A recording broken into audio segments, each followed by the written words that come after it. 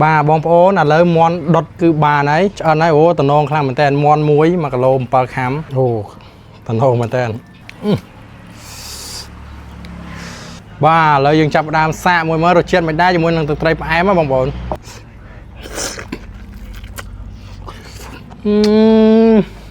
chết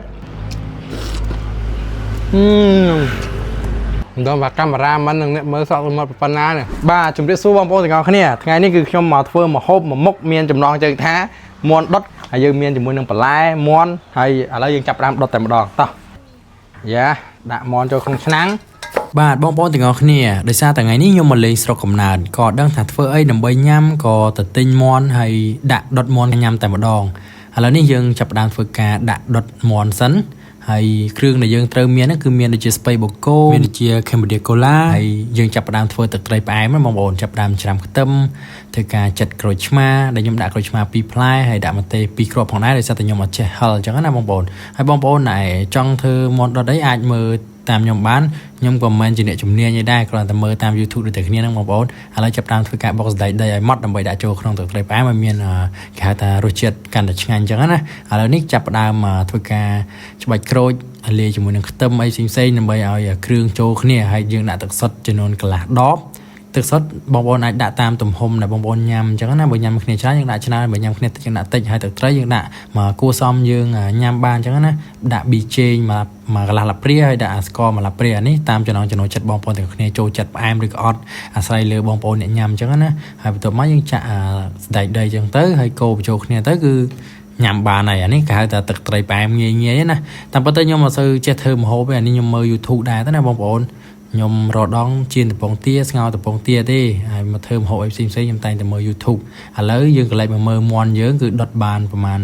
នាទីដែរគឺឥឡូវចាប់ដើមមកឆ្អិនមកជាហៀងហើយយើងចាប់ដើមធ្វើការត្រឡប់ហើយយើងចាក់ជាមួយនឹង Cambodia Cola ទៀតធ្វើឲ្យសាច់មន់របស់យើងគឺឡើងពណ៌ក្រហមល្អ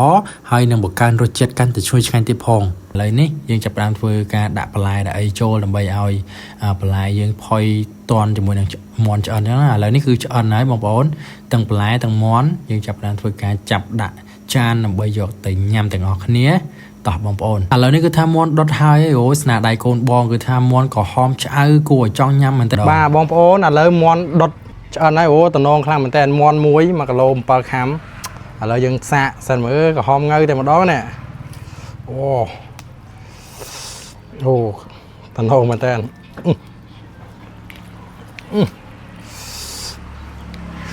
អូចលក់ទឹកចលក់អញ្ចឹងមកបាទឥឡូវយើងចាប់ផ្ដើមសាកមួយមើលរសជាតិមិនដែរជាមួយនឹងទឹកត្រីផ្អែមបងប្អូន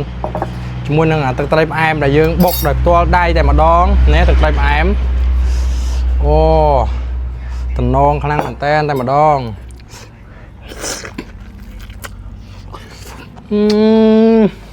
ចិត្ត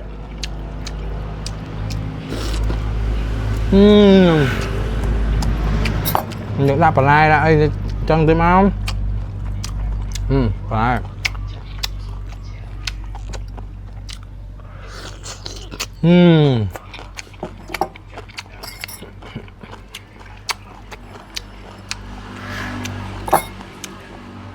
đó và camera mình mới sọ một phần lá này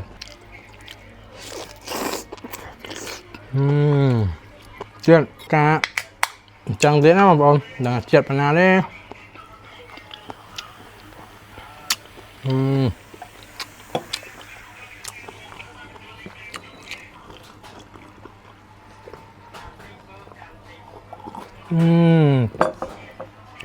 baបងប្អូនឥឡូវវីដេអូមាត់ដុតរបស់ខ្ញុំគឺមានតែប៉ុណ្្នឹងទេហើយអរគុណបងប្អូនទាំងអស់គ្នាដែលបានតាមដានទស្សនាតាំងពីដើមដល់ចប់បើមានកំហុសខុសឆ្គងឬក៏កន្លែងណាដែលអត់សមរម្យក៏សូមខន្តីអភ័យទោសពីបងប្អូនទាំងអស់គ្នាផងជម្រាបលាជួបគ្នានៅវីដេអូក្រោយ